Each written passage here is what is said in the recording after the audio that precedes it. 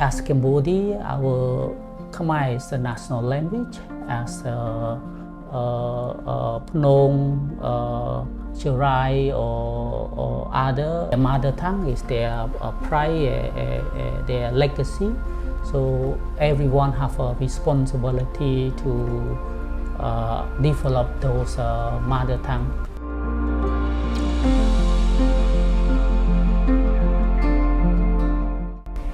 Hello, I am Rosie from Cambodia Nest, and today I am delighted to be with Mr. Vorn Samphors, a country director of Action Cambodia. Action has been in Cambodia for 20 years, helping children get access to education, especially those in remote areas. Mr. Samphors, thank you very much for being here with me today. And as we all know, February 21st is the International Mother Language Day, and Action has been offering the multilingual education to children from the ethnic minority backgrounds. So first of all, what is bilingual education and when did it start? First of all, thank you for the Cambodian Nest and team for the opportunity to share. And of course, on behalf of Action, we really happy and see that annually the International Mother Language Day was celebrated both at international and in the country. Multilingual education program was adopted by the government of Cambodia as a policy and national action plan to ensure that the quality of education was accessed and provided to those minority groups. That in early age, in pre-primary, grade 1, grade 2 and grade 3, the children was speak, train and learn in their mother tongue. So that's really important, and that's a whole program, curriculum, master plan and other was set up to helping the ethnic minority who born within different community can learn and can speak and can communicate in their mother tongue language. So that means they can learn with both language in their mother language and in Khmer language. So then what is included in the program? Actually, in the early stage, to make sure that the children could learn, because when the children was teach and learn in their mother tongue, from the UNESCO found that it create the critical thinking, it create the full understanding of their content and the lesson.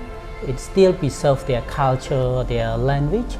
It create a lot of good practice in the way children can communicate each other, communicate with the teacher, with the textbook and school. It creates a lot of innovative among the children when the school teach in their own language. So that's really important to make sure that the children was born in their own language was able to access and study in their own in their mother tongue language in the early stage. And within Cambodia, we encourage and support, of course, support to make sure that the children at grade 1, grade 2 and grade 3 access to both their own mother tongue language and also gradually integrate the national language, which is Khmer. So the children will learn for both their mother tongue and the national language is Cambodia. So step by step, the children go to grade 4, grade 5, grade 6 or to the secondary school. They can use both their mother tongue language and also the national language. So the mother tongue really important to make sure that the children, the community and the school continue to encourage and support for the mother tongue learning and teaching. The multilingual education has been there for 12 years, if I'm not wrong. Actually, it practiced in many years. The national policy also continue to develop and update it regularly, but it adopted more than 10 years ago. And for Action, we've been actively engaged to support the implementation of the national policy and action plan on the multilingual over 10 years, around 12 years to make sure that the policy and framework adopted by the Royal Government of Cambodia been fully transformed to be action at the field for children. For the International Mother Language Day in 2024, what will be the theme? Actually, the theme for this year, which adopted by the UN, is looking for the multilingual education as their foundation for their transforming education, because the UN and the member state been adopt the transformation education framework toward 2030 to make sure that to reaching the goal of education, quality education for all by 2030, education must be transformed, both their action, the fund, and accelerate all the gap due to the COVID and other. So to reaching the transformation in education, the multilingual education was identified as a founding, as a core indicator, as the necessary to accelerate and support it. How many part of Cambodia has bilingual education reached to? Actually, in many provinces across Cambodia have a ethnic minority. We have different groups from Cherai, Phnom, and many other, even Kampong Speu and in Battambong and Pailan, in Bantim and Chay, in Previhi, Ratanakari, Mandolkari, Kuchai, Steng Trai, etc. have different ethnic minority who still continue to practice, learn, and communicate in their mother tongue. So they can substart the government, NGO, and other different actors continue to promote and support to make sure that those communities continue to use the mother tongue language being valued by different actors, government and non-government actors. Yeah. How many primary schools have adopted multilingual education? I'm not really sure across a country. There are various actors, include Ministry of Education and other relevant ministry and NGO, but continue to support. For EdAction, we've been work in multilingual for the last 12 years.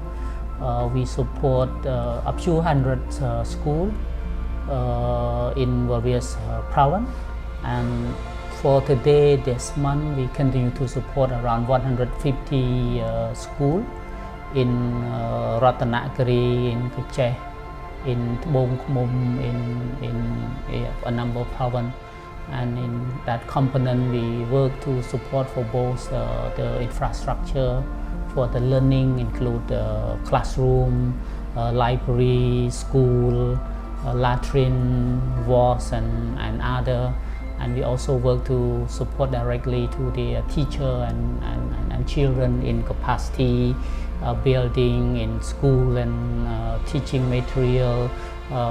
In some province, we even support the incentive for teacher to run the multilingual. In the morning, they might study normal class. In the afternoon, the extra class provide to those ethnic minority for access to their mother tongue. For the past 12 years that EdAction has contributed to promoting the multilingual education, what are the positive impacts that you have seen and you are proud of? Yeah, thanks so much.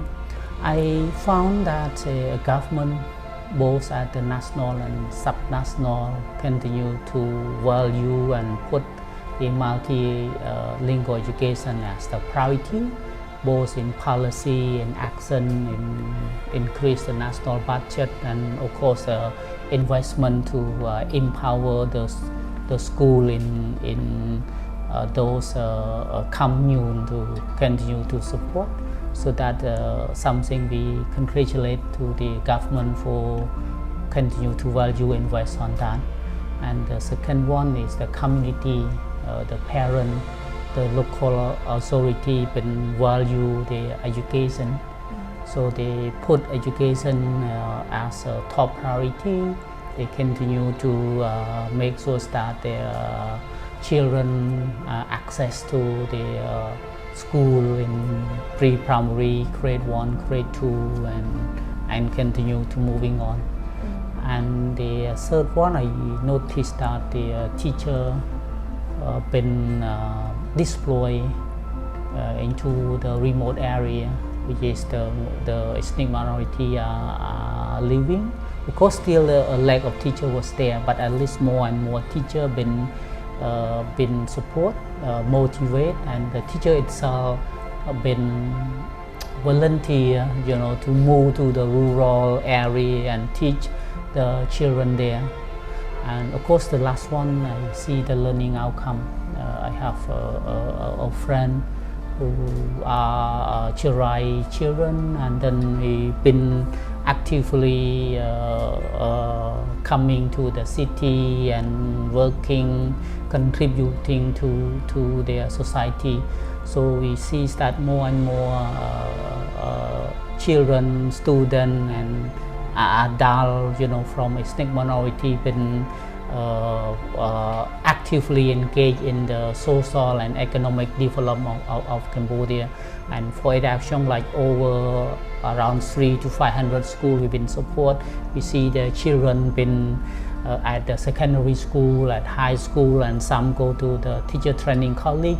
And we believe that they will come back, to be actively helping the community in their village. For the 12-year work of Action, what have you encountered any challenges, and what are they? I think one main challenge there is still the space to learn for those children, because with the livelihood challenge among the parents, they might need to migrate from one side to the other, or due to the livelihood they might have a rotate field work, etc. So then to ensure that the quality of education was accessed for those children, it needs a lot of resource and commitment from both us, ministry, and the parent itself. The second one was a teacher, because to be properly teach in the remote area of Ratanakari, Mindogari, or Pachestang Tribe. So a high commitment among teacher was there, or the support was needed. So the turnover or the lack of teacher is still one of the problem. And among this, I found the ministry tried to solve the problem by recruit local people and provide a priority for them to be trained at the teacher training college, and then come back to their village and become a teacher. So I see that that's one of the best solution that move forward. But I hope more and more teacher been recruit, train, and come back to teach and in those remote areas. Yes. And what about the livelihood of the people there? As you mentioned, some of the parents, they leave the community in order to find work, so that means their children have to come with them also. So with these issues, what should be done, in order to encourage parents to stay there, and also to push their children to go to school and learn? Yes, actually the livelihood is one of the key challenges that face among the parents and community. And Action been working with partner Organdan and other to address the livelihood challenge, and to make sure that we are able to address the livelihood in terms that we provide direct support. We see that the children who been understand and fully convince the value education continue to try their best, and they don't drop. They continue to overcome all those barriers and struggle, and they continue to study. So for us, we work for both empower the parent to overcome the livelihood struggle, but we also to build a space to learn, provide direct support for children as a scholarship, as a in-kind, as a bicycle, as many other solutions to make that the children also can be support and overcome their challenge. And of course the local authority, school and other be very useful for children and for parents to continue their education. What would happen if the mother language of the ethnic minority group is lost in the future? I think that really a big regret for us as Cambodia, as a country. We cannot restore it back if it lost. So many countries lost their language and they really regret in later on in 50 years, 100 they lost all that language. I believe we lost a lot of language and we don't really know. So now less than 20 languages remain in Cambodia. So it's our role and responsibility to helping to make sure that children from generation to generation in the day they born and the day they go to school, at least at basic education, at primary education, they still can speak, communicate and learn in their own language. So that's really helping, to preserve their culture, the language, the diversity, the inclusive, and also the beautiful of the country is a mix of different culture, different diversity among the citizens. And if we let it loose, and then we cannot restore, because the language is built with the community, with the ethnic minorities. One don't speak that language, it will be gone. So I hope both government and community and local actors continue to promote and helping the generation to generation, to communicate, speak and preserve their language. Yes.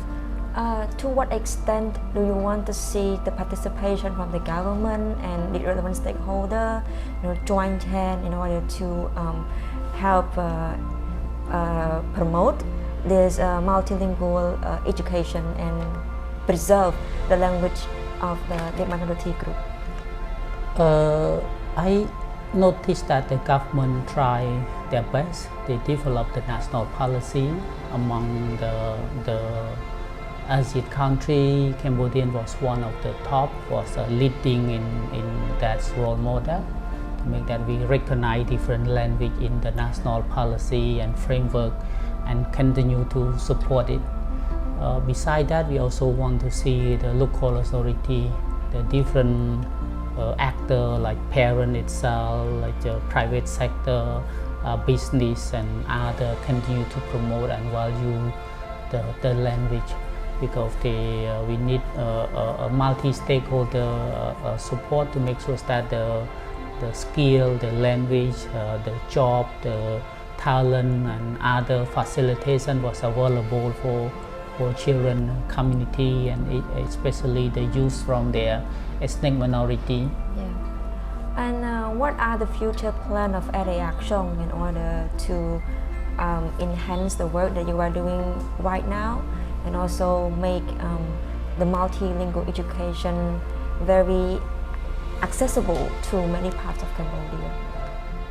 Area Action continue to partner with the Ministry of Education, with various departments and local partner, NGO and school to make sure that we provide both technical capacity, funding support to those actors to ensure that the children in pre-primary and primary was teach and learn in their mother tongue, and step by step we integrate the national language. So hopefully from generation to generation the children who at risk of dropping out or marginalized out school children will be access to the quality of education, and children itself in access for the quality education in both their mother tongue and the national language. To conclude the conversation, do you have any message for the International Mother Day 2024? Thanks so much for opportunity for sharing you this important event. For me, as Cambodia, our Khmer is the national language. As